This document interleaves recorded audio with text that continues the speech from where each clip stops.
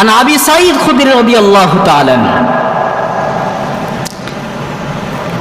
قال رسول الله صلى الله عليه وسلم الغيبة أشد من الزنا قال يا رسول الله وكيف الغيبة أشد من الزنا قال إن الرجل لا يزني فيتوب الله عليه وإن صاحب الغيبة لا يغفر حتى يغفر له صاحبه আবু সাঈদ রাদিয়াল্লাহু তাআলা থেকে বর্ণিত। হাদিসটি ভালো করে খেয়াল দিয়ে শুনবেন এবং মুখস্থ করে যাবেন।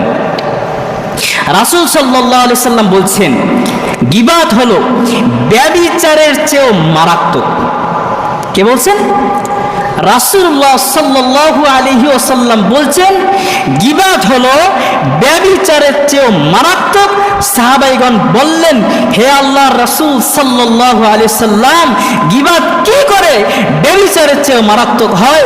রাসূল সাল্লাল্লাহু আলাইহি সাল্লাম বললেন, কোন ব্যক্তি যদি জিনা করার পর সে তওবা করে, আল্লাহ সুবহানাহু ওয়া তাআলা তার তওবা কবুল করেন।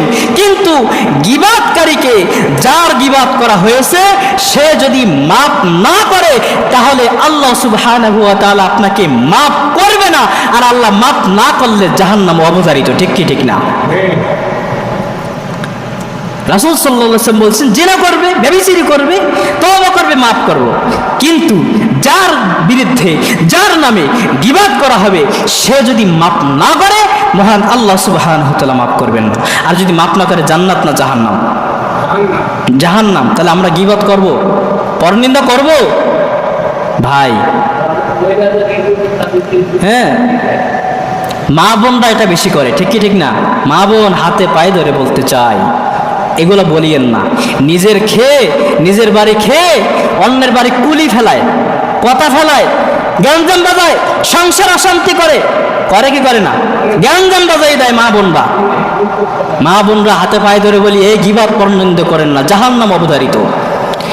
ব্যভিচারী করলে, জেনা করলে আল্লাহ মাফ করবেন, কিন্তু যার বিরুদ্ধে, যার নামে মিথ্যাচার বলছেন, যার নামে গীবাত করছেন, যার নামে পরনিন্দা করছেন, যার নামে চগলখড়ি করছেন, সে যদি আপনাকে মাফ না করে, আল্লাহ সুবহানাহু ওয়া তাআলা আপনাকে আমাকে